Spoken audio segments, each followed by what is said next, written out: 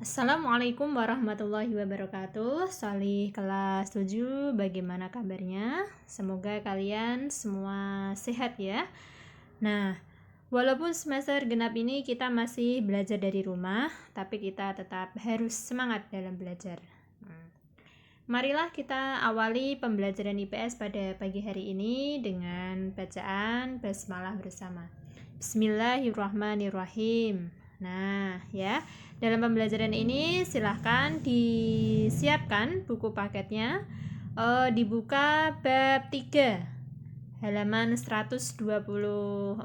Nah, ini di bab 3 ini kita mempelajari tentang aktivitas manusia dalam memenuhi kebutuhan. Nah, ya.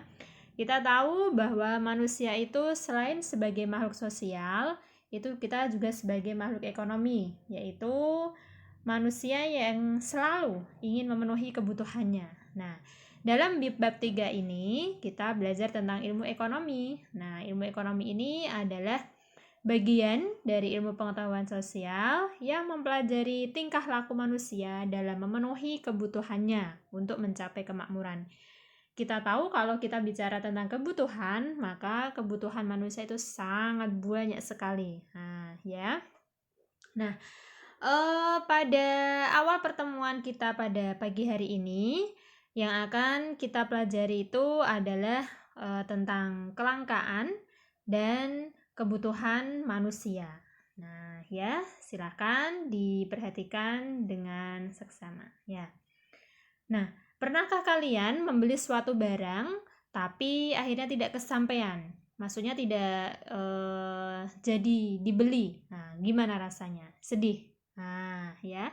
Barang yang kita inginkan itu susah didapat karena produksinya yang sedikit atau jarang yang bisa memproduksinya. Nah, barang ini bisa sering kita dengar dengan istilah limited edition. Nah, ya. Nah, ini adalah salah satu contoh dari konsep kelangkaan. Nah, berarti kelangkaan itu apa? Nah, ya.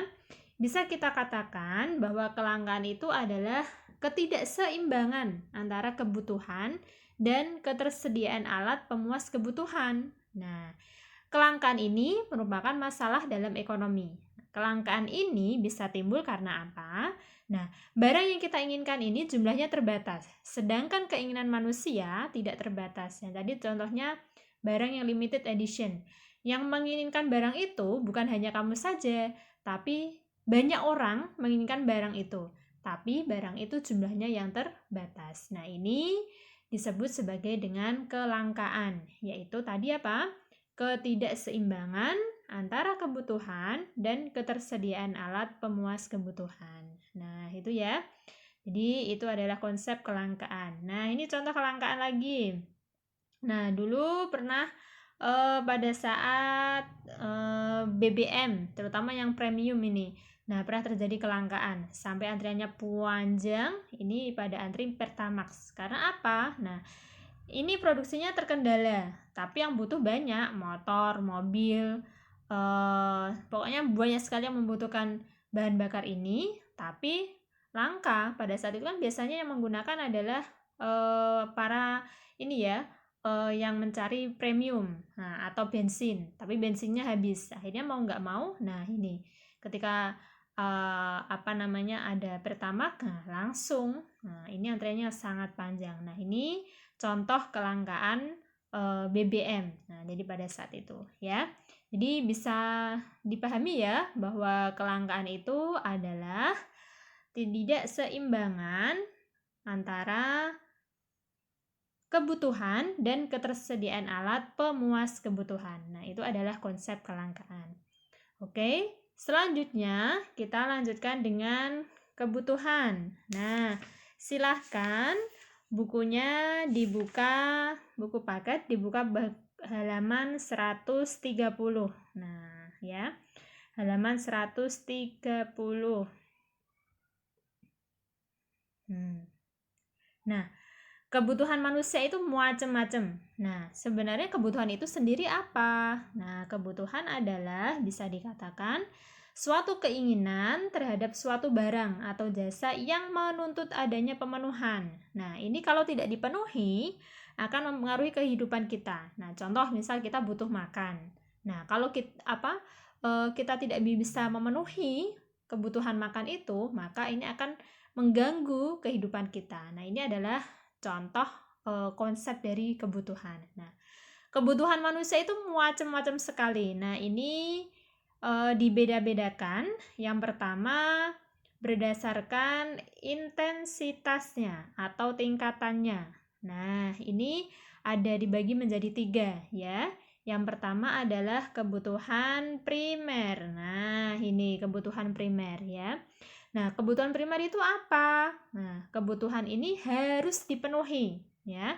Karena kalau tidak dipenuhi akan mempengaruhi kelangsungan hidup. Nah, maka contoh dari kebutuhan primer ini adalah misal makan, pakaian. Nah, ya, kemudian adalah rumah atau tempat tinggal. Nah, maka biasanya kebutuhan primer itu terdiri dari sandang, pangan, dan papan. Nah, ya. Karena manusia itu sangat butuh sekali yang namanya makan, kemudian pakaian, dan rumah atau tempat tinggal. Ya, tidak terlepas dari entah itu rumah masih ngontrak atau rumah sendiri, yang penting adalah ada tempat untuk berteduh atau beristirahat. Nah, ini adalah kebutuhan primer. Kalau tidak dipenuhi, maka ini akan mengganggu kehidupan kita. Nah, itu ya. Nah, selanjutnya yaitu kebutuhan yang kedua, yaitu adalah kebutuhan sekunder. Nah, ya. Kebutuhan ini dipenuhi setelah kebutuhan primer kita sudah terpenuhi. Nah, ya kan. Jadi kalau misalkan tidak dipenuhi ya tidak masalah. Nah, ya, maka contohnya adalah ini. Contohnya ada perabotan rumah tangga, arloji, sabun, lemari. Nah, sekarang bisa dicontohkan juga HP, nah, motor. Nah, seiring berkembangnya zaman ini contoh tadi HP ataupun motor. Nah, itu adalah contoh dari kebutuhan sekunder kita. Nah, misalkan motor. Nah, kalau kita tidak punya motor ya tidak masalah, ya.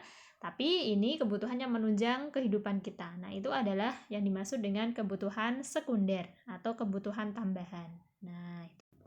Nah, kebutuhan yang ketiga menurut intensitasnya adalah kebutuhan tersier. Nah, ini adalah kebutuhan barang mewah, yaitu kebutuhan yang apabila kebutuhan primer dan sekunder sudah terpenuhi, barulah bisa memenuhi kebutuhan tersier.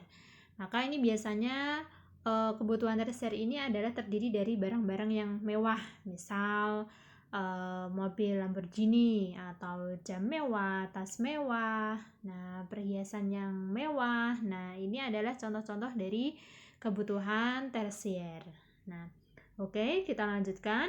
Macam-macam kebutuhan yang kedua yaitu berdasarkan sifatnya. Nah, ini ya. Untuk yang pertama itu ada kebutuhan jasmani. Nah, ini kebutuhan jasmani ini bersifat memberi kepuasan pada badan atau jasmani. Nah, ini badan kita ini butuh apa? Nah, ini contohnya tubuh kita itu butuh makan. Nah, kemudian ketika sakit maka butuh obat. Tubuh kita juga butuh olahraga, minuman. Nah, ini adalah contoh dari kebutuhan jasmani. Nah, ya. Kemudian yang selanjutnya itu ada kebutuhan rohani. Nah, kalau ini berkaitan dengan jiwa manusia. Jadi, kalau kebutuhan ini bisa terpenuhi, maka kita akan merasa puas, aman, tenang. Nah, ini maka contohnya adalah misalkan rekreasi, terus kemudian kita beribadah. Nah, itu kan jiwa kita juga tenang. Nah, atau kalian misal nonton TV, main game, kemudian baca buku. Nah, ini adalah contoh-contoh kebutuhan yang apabila terpenuhi, maka jiwa kita akan merasa puas, aman, atau tenang. Nah, itu ya. Nah, selanjutnya macam kebutuhan berdasarkan waktu. Nah, kalau kebutuhan berdasarkan waktu, itu yang pertama adalah kebutuhan sekarang, yaitu kebutuhan yang harus kita penuhi pada saat dibutuhkan. Nah, ini contohnya, makanan bagi orang yang lapar. Karena apa? Kalau tidak segera dipenuhi, maka bisa mati kelaparan. Nah, itu pun Sama contohnya juga ketika orang haus, nah maka harus segera minum. Nah, terus kemudian kebutuhan akan obat bagi orang yang sakit. Nah, ini adalah contoh dari kebutuhan sekarang, yaitu kebutuhan yang memang harus segera dipenuhi. Nah, ya.